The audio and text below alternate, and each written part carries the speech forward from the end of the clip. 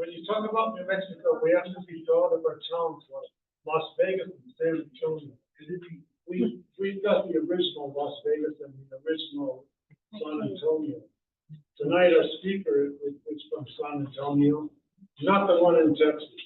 The real one that's in New Mexico. What is the member? The owl barn. Yes. He works at the Bosque del Apache Wildlife Refuge down in San Antonio. That's the place that has all of the cranes and all of the snow geese and all that kind of stuff. They also have an arboretum and a desert botanical garden there. And we want to make sure that you know about it. It's a wonderful place to drive down and have a picnic, which we have done as a group. So Cari Powell, our speaker tonight, will be talking to us about the arboretum and the botanical garden at the Bosque del Apache. Yeah. Take it Okay. away. And then I want to make sure everyone online can hear me. I guess speak up now if you can't. And we will get going. Maybe. Oh, this one. Let's have it start at the right place. And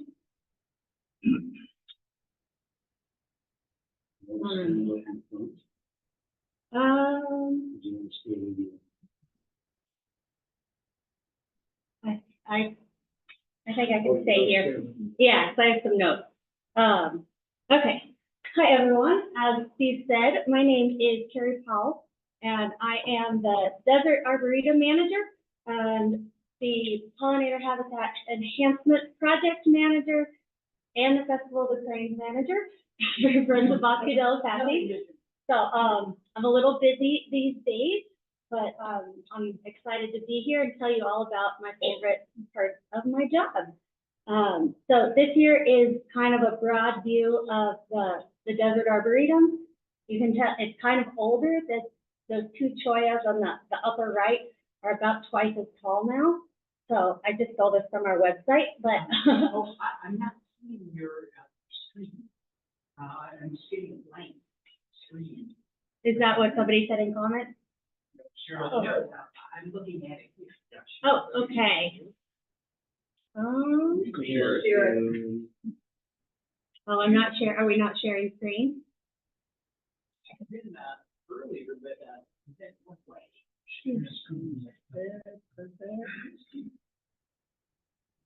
Oh, well, I guess we could do just PowerPoint.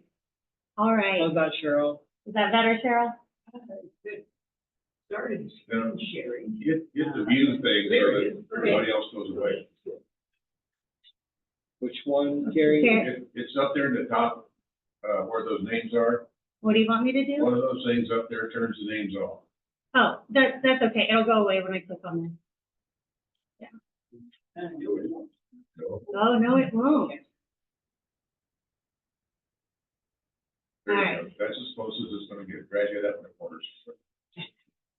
All right. Okay. Everyone can see me. Everyone can hear me. Speak up now or forever hold your peace. Okay. I also want to preface this. I am not a botanist. I'm not a biologist. I'm not a naturalist. If I pronounced something wrong, no, I didn't. And if something is labeled incorrectly, you can talk to Steve about that because he reviewed it with me. So, oh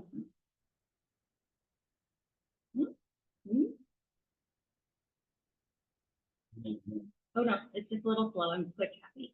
Okay. So the Desert Arboretum. I'm not seeing my notes. Look at this. Look at this eventually.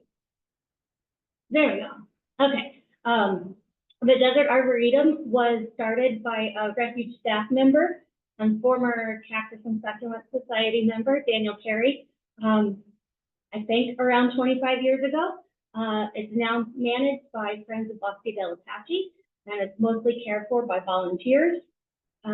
It's designed to showcase regional xeric plants that would inspire visitors to plant low water alternatives to water intensive lawns and non-native species. The Arboretum allows visitors the opportunity to see how cool the Northern Chihuahua Desert is. We have over 100 species of plants, and just like the entire refuge, it is open 1 hour before sunrise to 1 hour after sunset, 365 days a year, and it is also free to visit. You park in the parking lot, and then you drive or you walk. There's some stairs or a handicap accessible ramp too, up to the open plaza. There's a picnic table, and then you just keep walking back and you'll walk straight into the Arboretum. And if you would have visited this summer, you would have seen this agave Harvardunia doing its magic, and I'll get to that in a little bit. My display is too baggy. We're just lacking. Yeah, looks like Zoom box is a little bit in the way, but that's all right. So, as I mentioned, the Arboretum is managed by me and a whole heck of a lot of volunteers. I have a volunteer work day the first Saturday of every month. I will be canceling that in December, as that's 6 days before Festival of Cranes, and I think I'll be busy. And then I also cancel that in July and August every month, or every year, because it's over 100 degrees and the mosquitoes are bad. And no, you don't really want them to hang out much down there. But they're usually Saturday morning. We get a lot of help from the Cactus Rescue Project. Joe and Nancy are the two main folks who come down, but they come down from Santa Fe, which is an incredible drive. I don't know how they do it. I've got lots of cool volunteers from the Flora Garden Club, and yeah, it's always a good time where we make cages, pack rat nest removal. That's what you can see on the bottom right there. That's one gigantic pack rat nest. Yeah, it's wild down there, and so we get squirrels, pack rats, and bunnies are the cute furry things that are the bane of my existence down there. That's why you get a pellet gun and have rabbit food. Well, the wildlife refuge might not like it if I did that. So we have cacti and succulents, and we also have many bushes, grasses, shrubs, other little plants. But we'll start with the cacti and agaves. This is kind of just a conglomeration of what we have the most of here, each species. We have agaves, the choyas, the cylindropuntias, coryphantha, echinocactus, echinoceras, echinomastus, escobaria, spherocactus. Ooh, I didn't see that one. I never get right. Ocotillo. It's the Ocotillo. Grissania, the club choya. We have a couple mammillarias. I think we'll get there, but I think we have 12 opuntia species, some yuccas, and of course we have rescues. And then here I am with Santa Fe choya that the Cactus Rescue Project donated for me, and that now lives at the Arboretum. We have a lot of agaves. This one on the right, the one in the foreground, is the agave scabra, and in the back is the agave perii, just a little guy back there. I won't read them all unless you want me to. And then I've got, this summer's excitement. So since I was down there a lot, I got the great pleasure of taking a picture almost every day of the agave Harvardunia as it bloomed. And you can see here between May 5th and May 24th, it grew quite a bit. I think it was around 20 feet when we stopped being able to measure it. And then it kept getting even taller than that. And then June 25th, I left town for 10 days, and it was blooming when I got back. So of course I missed the first bloom. And you can see in that picture, it started to fall over, right? Luckily, the day before I left, it started to fall over. So old ratchet strap to the rescue, and we got it held up. But since it fell over, we got the really cool experience of being able to really closely be able to see the flowers. And as you can tell, my head, for example, those, each one of those inflorescences are huge, probably 15 inches across. And, oh, My screen is frozen on that very first slide, and it's got the list of slides on the side, and, some stuff from PowerPoint along the top. And it has not moved ever since you started. is anyone saying anything in the chat? No, maybe the internet is having problems. Okay, oh, there it is. There. Okay, I was gonna say, if you're, okay. Give it a good shake. I think, I didn't think about this. If I take my headphones out for 1 second, I think you will be able to hear this.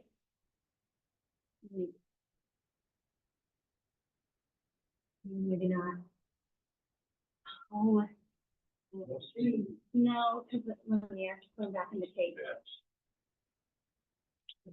It's such a good plan.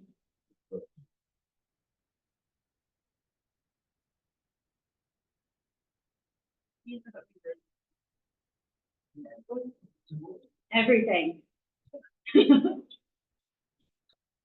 Yeah, bees, wasps, hummingbirds, butterflies, lots of bees. You can probably happy. Yeah.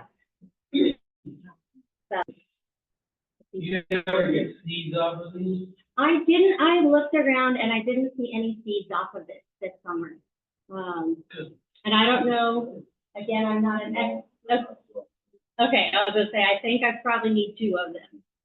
I was about to ask Steve, I mean, most agaves usually come off of pups, they don't come off of seeds. Yeah, but the Havardenii is one of the few that doesn't make a lot of pups. I think this one only has 2 pups underneath it. Oops. And then I'll spare you guys this, but I also took pictures of me for scale, of course, and for my Instagram stories.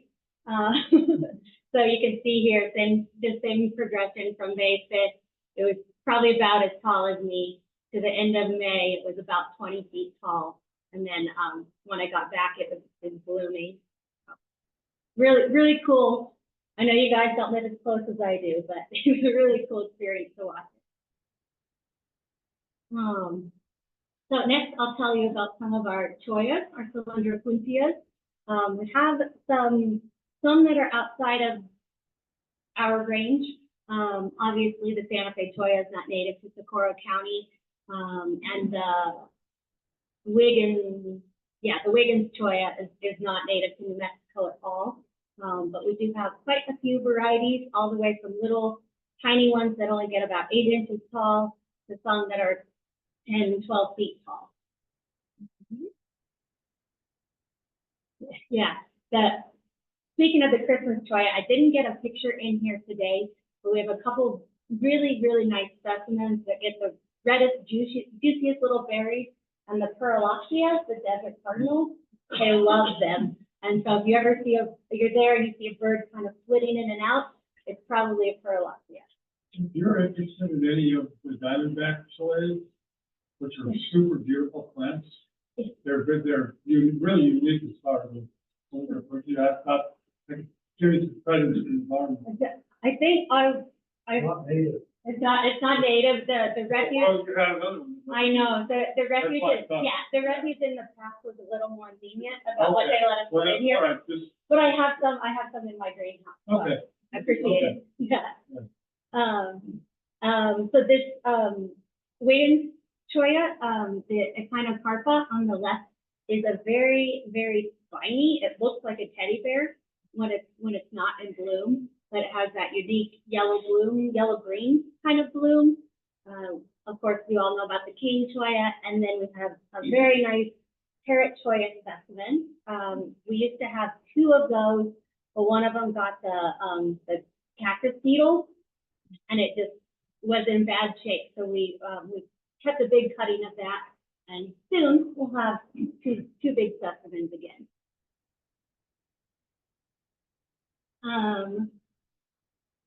Yeah, the Coryphantha macromeris there on the left, the nickel beehive cactus. is a very inconspicuous kind of, grasses like to collect around it, and it sits kind of low to the ground, but then it makes these really tall pink blooms. And of course, we've got a few of the horse cripplers, the Homolocephala, which just got renamed. They're not just, but the thinnest. We've got maybe 7 or 8 of these. These are one of my favorites. I say they're all my favorite until we get to the one that I've actually named my favorite. But I've tried the last couple years to get the fruit off of these, to try to plant the seeds. And I just say one more day, and I come back and the squirrels have got the fruit every time. So I might have to put a cage over it next spring to get some fruit. But so the gorgeous cacti. Get it all. Yeah. So we have maybe the hedgehogs are the biggest variety that we have, the Echinopteris.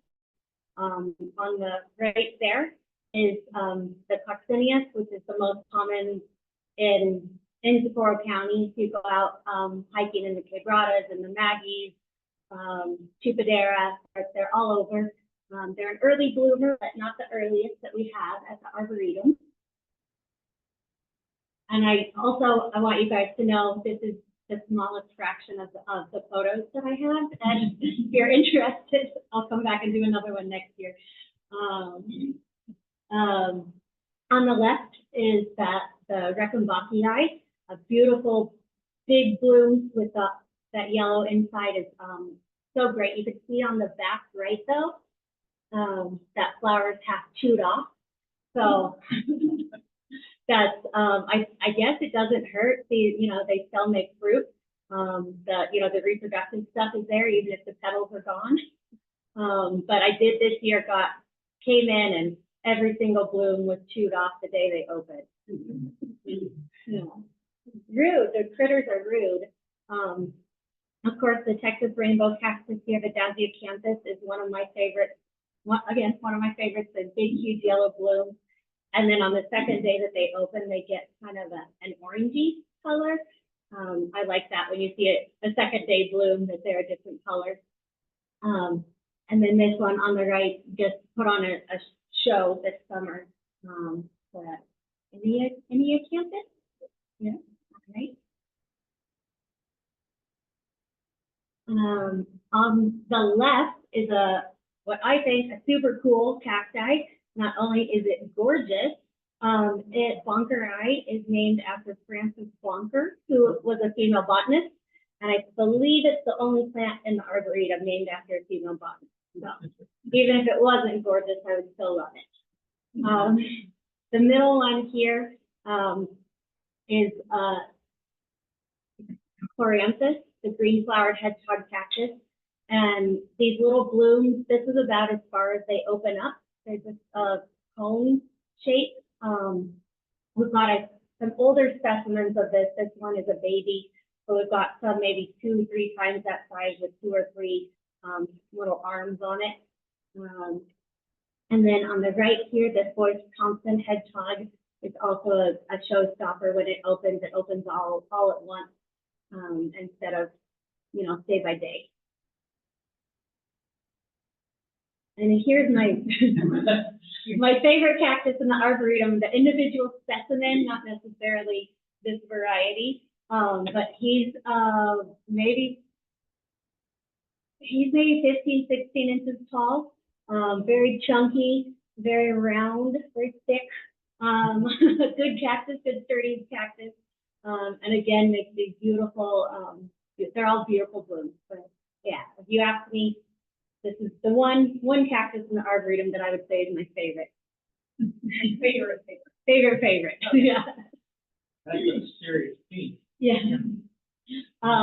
This cactus here is our first bloomer of the year, the Chihuahuan pineapple cactus. Great. Yeah, it kind of masks its Dasyacanthes, and you can see February 20th, it's putting out buds up there. Yeah, and then by March 13th, that was, I think there had already opened a couple flowers maybe, maybe not. Maybe these were the first blooms this year. And then I think that middle photo is from a couple of years ago. But, I love that pop of pink in the middle. And it's cool that it means spring is coming. Yay. Yeah, close to them, I'll have to try that out. Next year, yeah, that might explain it. The Escobaria vivipara, I guess this is the Neo-Mexicana variety. It's just another pretty little cactus. This one is native to the refuge, to the Chupadera Mountains, right? It's a part of the refuge, but it's on the west side of I-25. You can find these at Fox Canyon. You can find them in the quebradas. That middle picture was pretty late this year. I don't remember the exact date, but all the other ones in the Arboretum had bloomed weeks before. And I snapped that picture, and about 30 seconds later, there was thunder and lightning and quarter-inch hail, and those flowers were gone. We've got a pretty good barrel collection. Some of them are quite large. The Hematocampus on the right was really showing off this summer with all four of those blooming at one time. And this is probably, I think it was an overcast day, so they weren't open fully. And then, of course, the next day they weren't all open. So you really just got to live down there if you want to catch it all. We've got this Colville's barrel. I believe that's native to closer up here. No, Arizona. Okay, but it was named by some. No. Oh, okay, from Oregon type. So it's way out, but it's beautiful. Those red blooms in person are pretty stellar. Should not tolerate. Well, it does well with the cold, but something ate the growing apex of it a couple years ago. But it's still, I think it's growing a new one. I don't know, we'll see, it's not dead yet. Yeah. And then of course the Arizona barrel, which is native down by Las Cruces, southern New Mexico, and of course in the Arizona and the Sonoran Desert. You've got that up against the south wall of the house. We did, yeah. This is a south right here. This is a south facing brick wall, so that probably contributes to it. And Rocks around the big rocks. that's a good idea. Love the rocks. Hold the beat. Yeah. Here's the Ocotillo. I believe this was last summer after a couple of rains.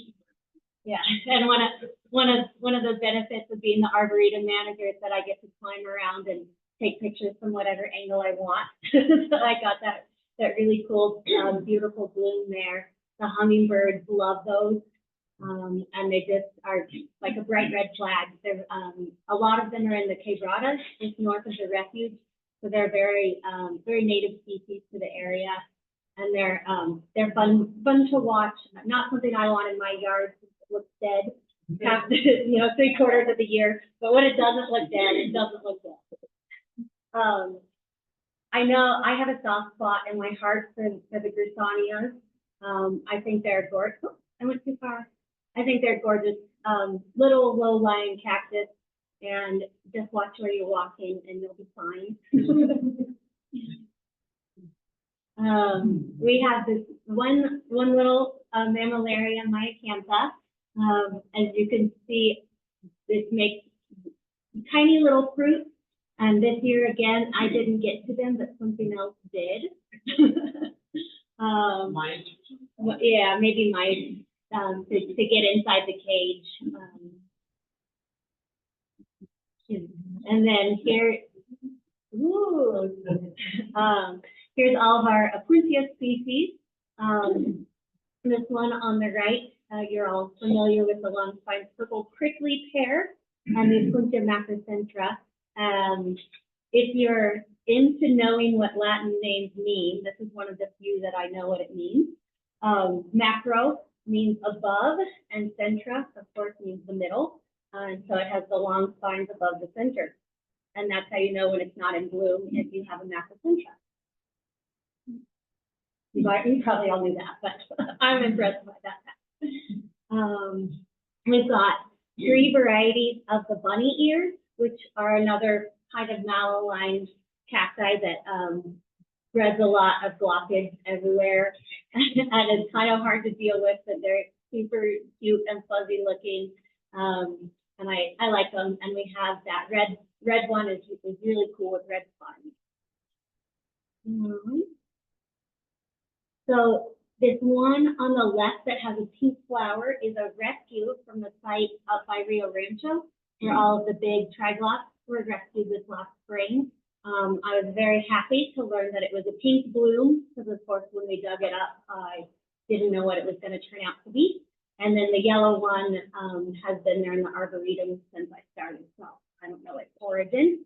And of course, you guys all know about Apuntia engelmannii, but I think we have some of the biggest fruits that I've ever seen, and they get super dark red purple, and you'll see they'll slowly start to disappear from the birds and the rodents and everything else that eats them, and they'll just drip purple juice down the sides of the pad.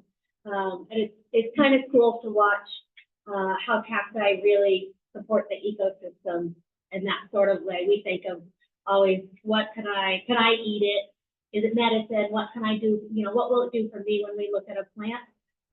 But we also have to remember that these desert plants that have evolved for millennia with the insects and animals around here, they also serve a purpose. And I think that's cool. Get to watch it. Native Americans used the last one in their core.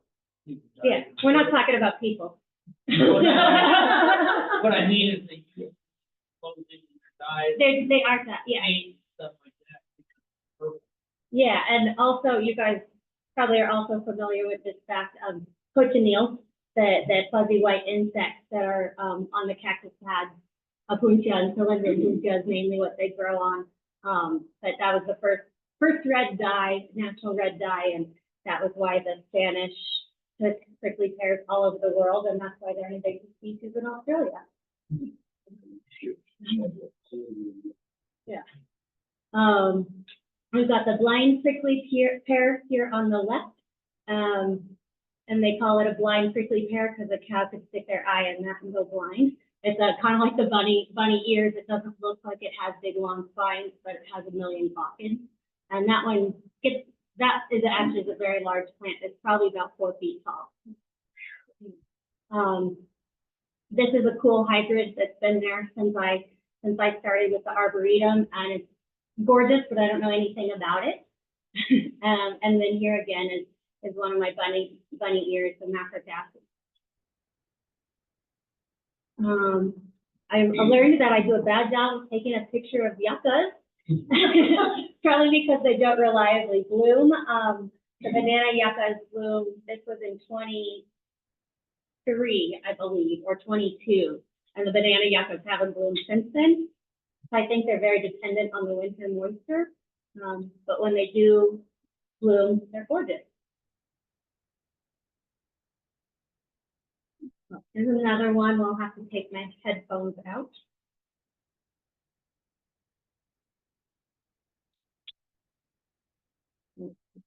Okay. This is a nomina.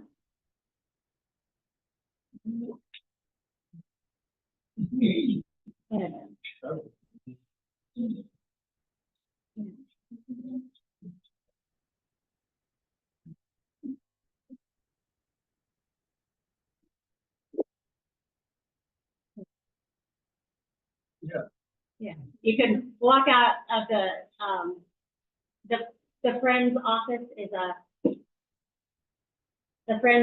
actually a house that's right adjacent to the Arboretum. So you can, on days like this, you can walk out of a friend's house and you just hear it. You know, 2 or 3 of these maybe blooming around the Arboretum, and just the whole space is, so that's, again, really cool to see how the world interacts with these blooms and what it attracts. You guys ever find hives out there? No, I just saw Elliot come in. I think these are mostly ground nesting bees. Like all, those are honeybees, those are? Okay, so Super invasive. they've got a hive somewhere, Yeah, You guys have never found a hive there. but yeah, okay. You guys have never found one up No, we have, we find, there's lists out there. I've never found one at the Arboretum, but, they've been found around the refuge. Again, this is just kind of a mix of some of my favorite plants at the Arboretum. And as I mentioned earlier, there is a plant list, for the Arboretum up here that lists all the species that we have. That's mostly correct.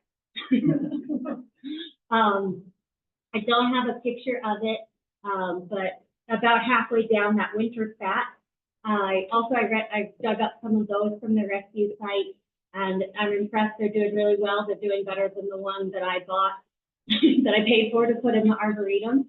So that's cool. I need to see that again. We do have quite a few desert willows. They're, again, a very native species. They provide shade for the plants.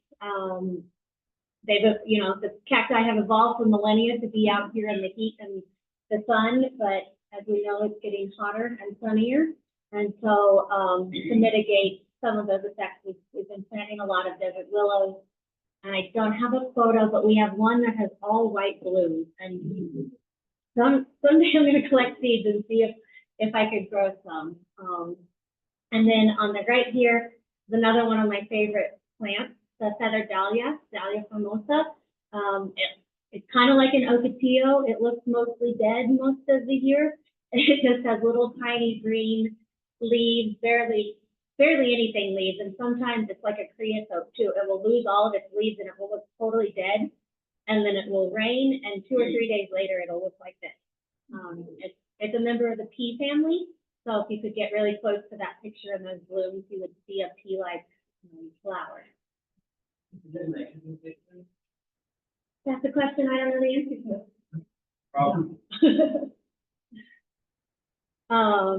We have a lot of the sacred datura around there. Again, it's a plant that can get pretty big if it's a wet year, and makes these big, beautiful blooms that open at night and close during the day. So I must have caught this pretty early in the morning. highly poisonous. Yes, don't eat any of the plants in the Arboretum. But yeah, also don't eat the datura. On the right here is another plant that will bloom. It's not native to this area. It's more native to West Texas, I believe. But it does really well in Sapporo. I've been there 7 years, and I just noticed this year that there seem to be a lot of them landscaped around Walmart, up and down the street that I live on. They do very well, and they're green and shrubby all year long. And then they do just like the feather dahlia. When it rains, they give you this big, gorgeous show. This plant's maybe 6, 7, 8 feet tall. I'm bad judge it at that, but it's a big one. On the left here, the Texas mountain laurel is another member of the pea family. And you can see that picture on the right. It looks just like a pea bloom, and it smells gorgeous. You could walk up within 10 feet of it and smell it this summer. These are the most blooms I've ever seen in the 4 years I've been at the Arboretum. It's another big round bush, not necessarily native, but does really well here. Low water. To be honest, I've never watered it. So. Oh, okay. They're native as far north as Carlsbad, I hear. So, and this wolfberry on the right is not. Obviously, that's not at the Arboretum. That's out. And now I think I used this picture twice in this presentation, but that's okay. It's out on the refuge. It's a native, very good plant. The birds love those berries. And I said we weren't talking about people, but those are edible and they're very good. You can make fruit pies with them. You can make all sorts of stuff with them. And I don't think wolves eat them. Maybe the wolves hang out to eat the birds.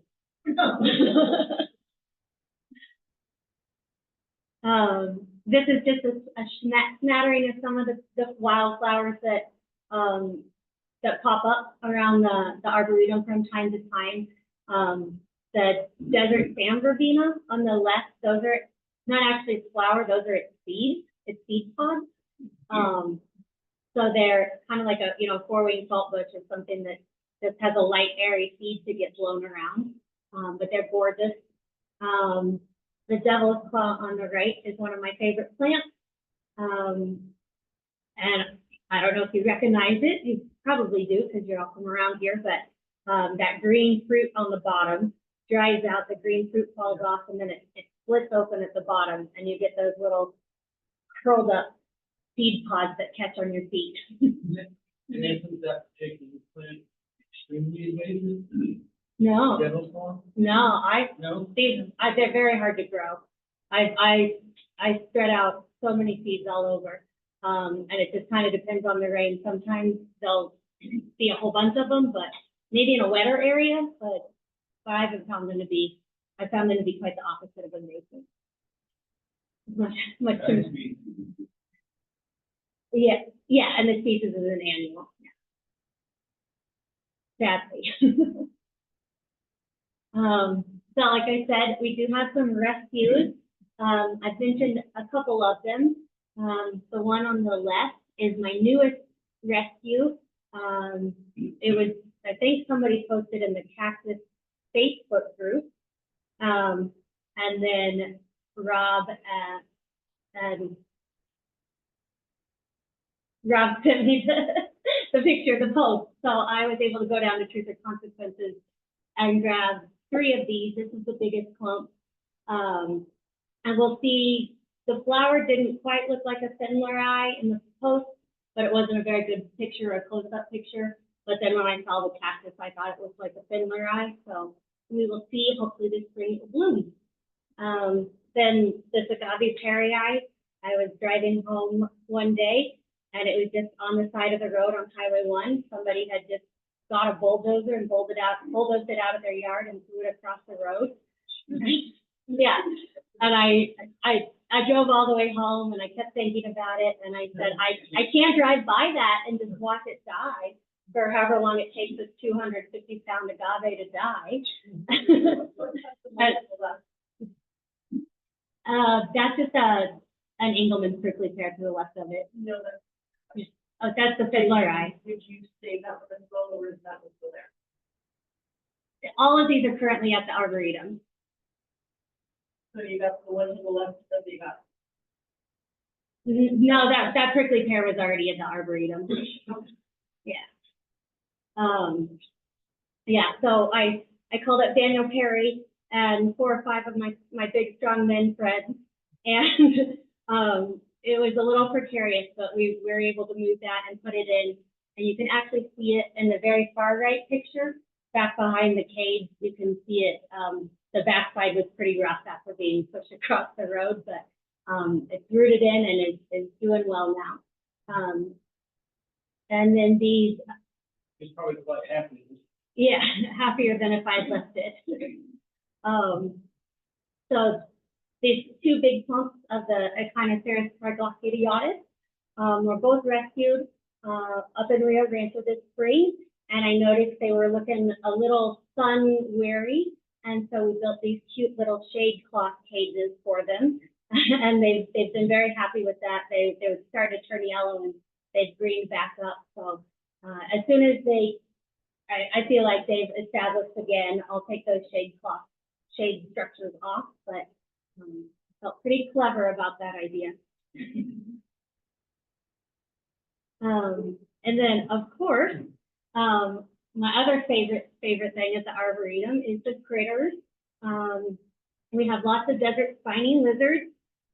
We have one guy that I swear it's the same one, and his tail is just growing back slow. We've got a big chunky guy that we call Stubby, who's missing a few inches of his tail. And then in the middle, we have the greater earless lizard, which is a misnomer. He actually has ears. Actually, I think that's that's male, yeah. It's a little brighter on the sides, and the stripes look a little different. Yeah. But yeah, they have ears, they can hear, we just can't see them. And I oftentimes will see a male and female of both of these species hanging out with each other, and I'm interrupting their fun time.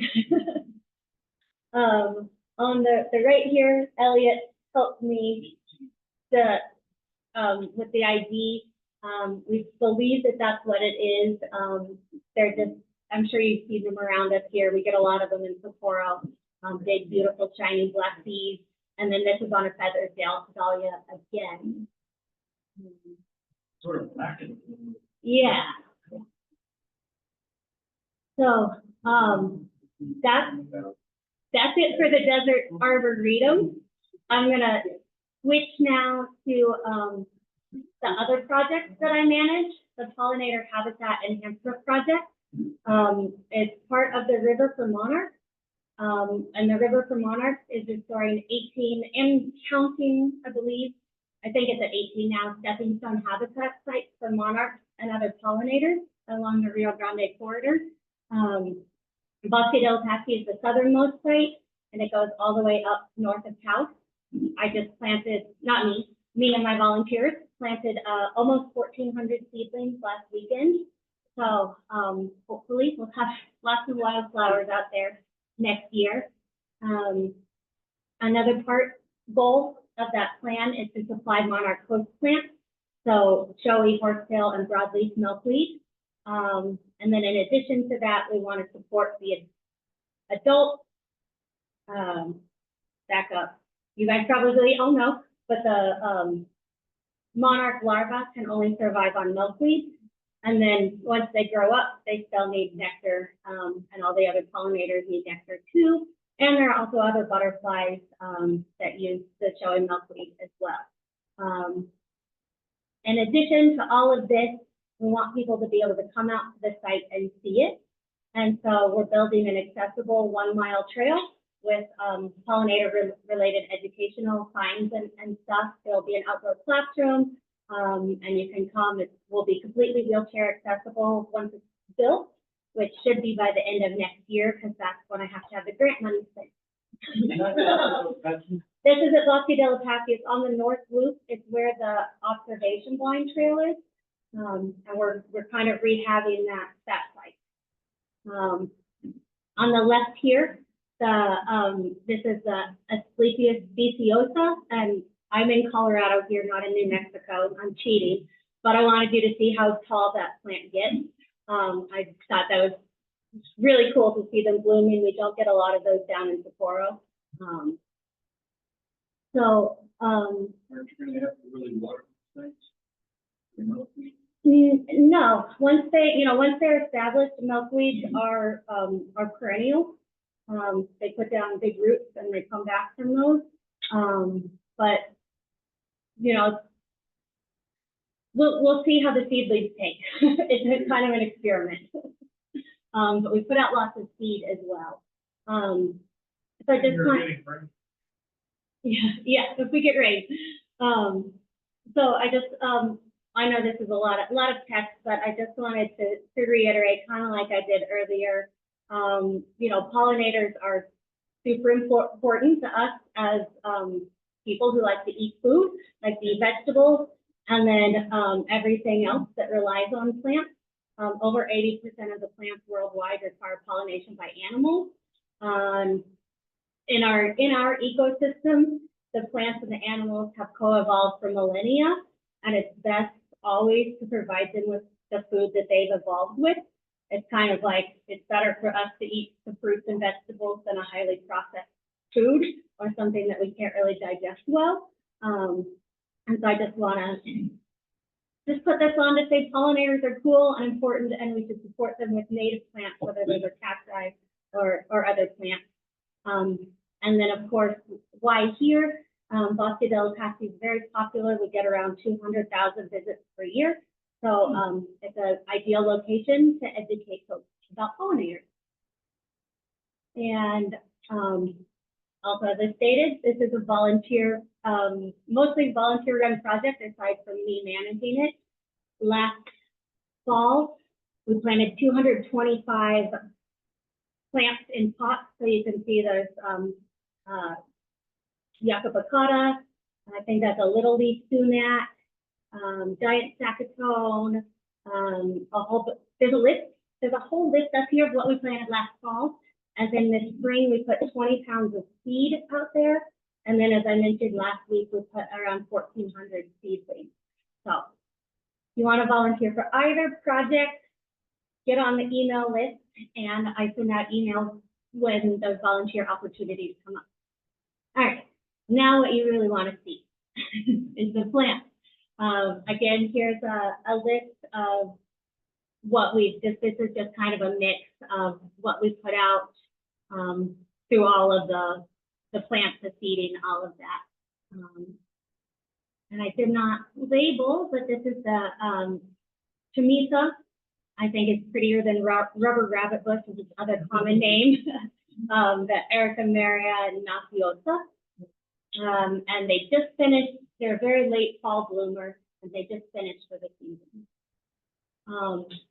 On the left here, the Baccharis, the sheep willow, is not actually a willow, but that's what it's called because it kind of looks like a willow. It's also a very late fall, and even down in Bosque del Apache, I've seen it blooming in the middle of the winter if it's a warm year. So that's a very late season fuel for monarchs that are flying south or other pollinators that might be getting ready to hibernate or do whatever they do for the winter.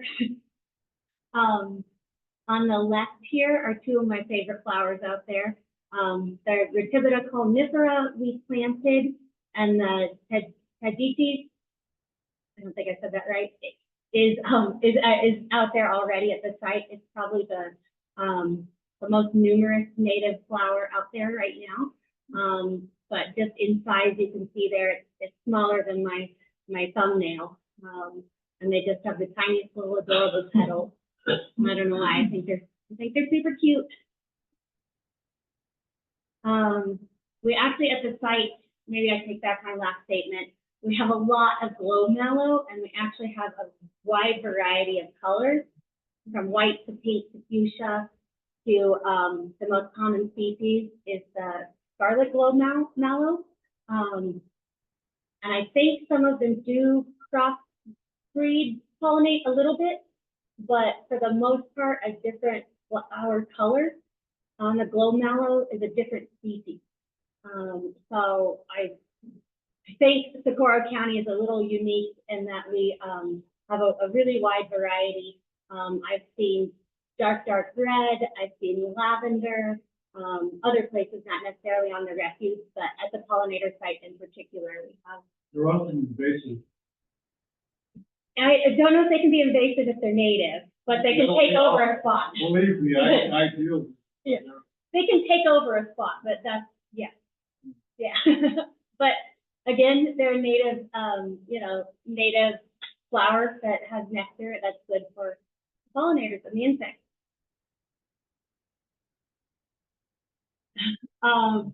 Horsetail milkweed, the Asclepias subverticulata, is the most common milkweed that we've got out there. It's really hard to catch the flowers. So I think I have about one picture, and then you could see the little seed pods that it makes up there. And then just like all milkweeds, it'll explode open and those seeds will fly everywhere.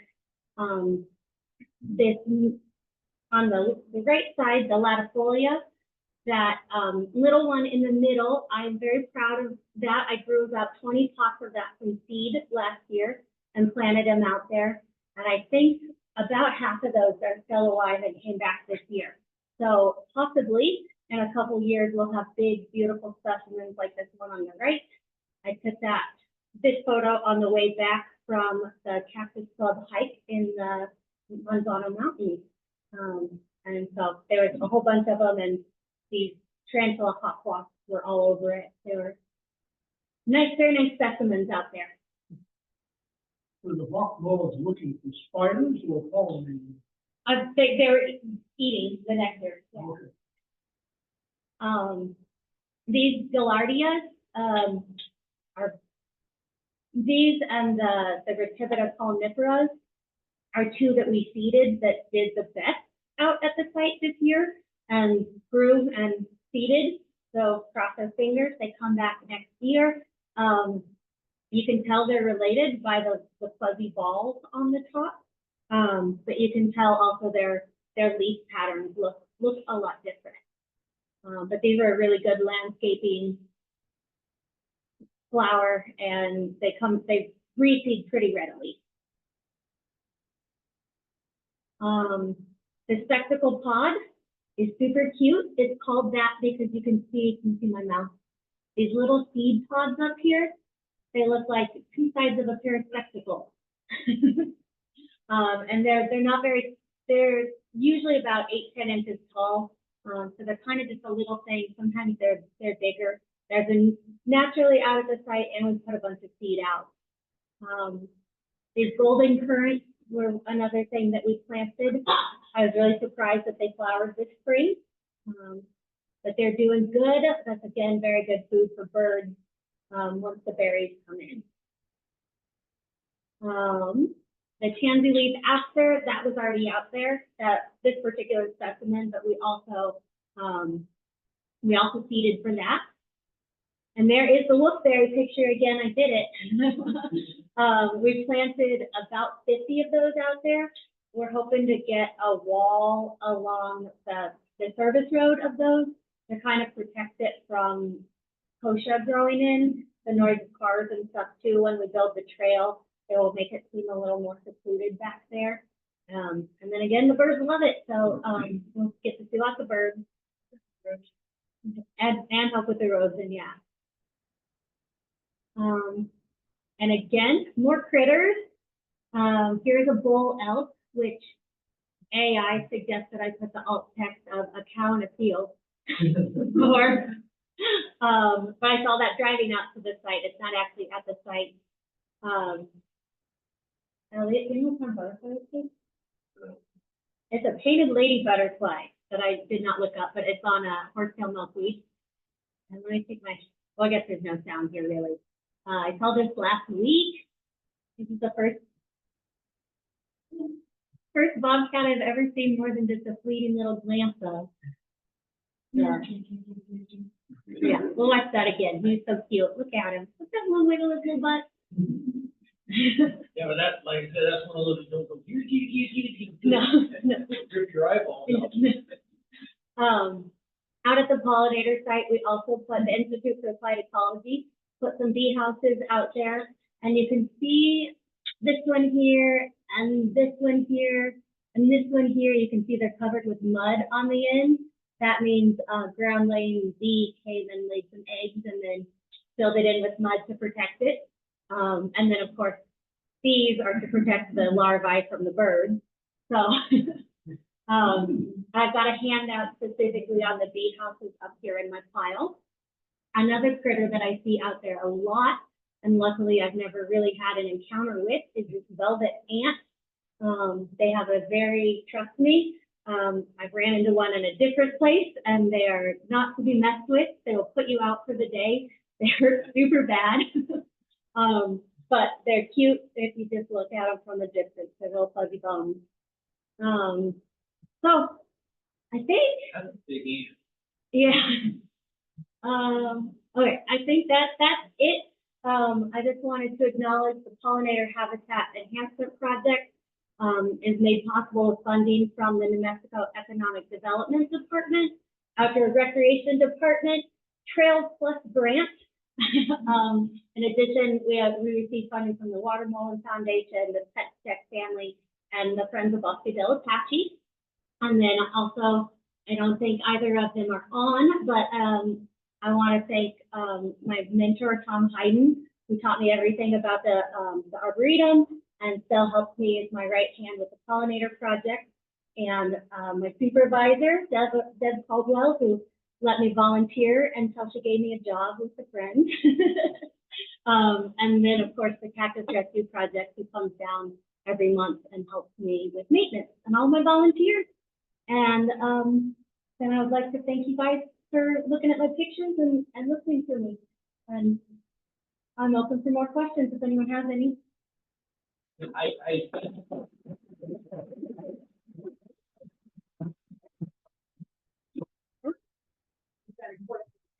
I have one specifically, because Heather and I have wanted to go to Bosque del Apache for many years. How accessible is the whole site as a whole, for a person with any power, wheelchair or a wheelchair? I would say that the site as a whole is very varied.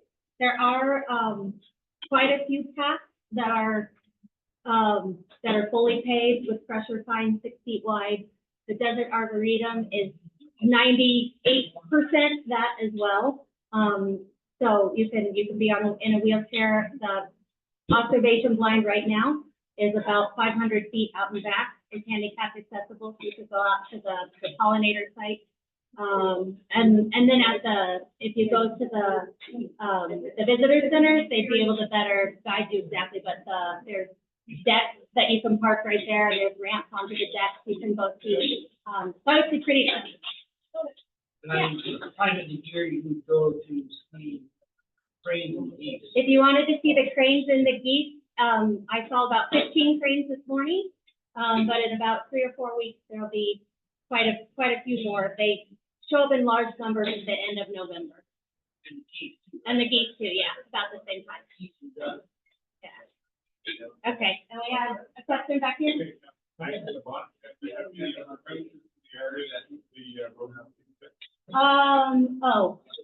a lot of coyotes. But there are mountain lions, but I don't know how much they mess with the little rodent. No, I think that's what we have badgers. We had badgers in our freedom this summer. So we had to relocate before we dug up everything. You're welcome. Thank you. All right. All right. Thank you. I'm gonna. I think personally, Yeah. Yeah. Hold on 1 second. I guess we'll let everyone. You usually just end the meeting.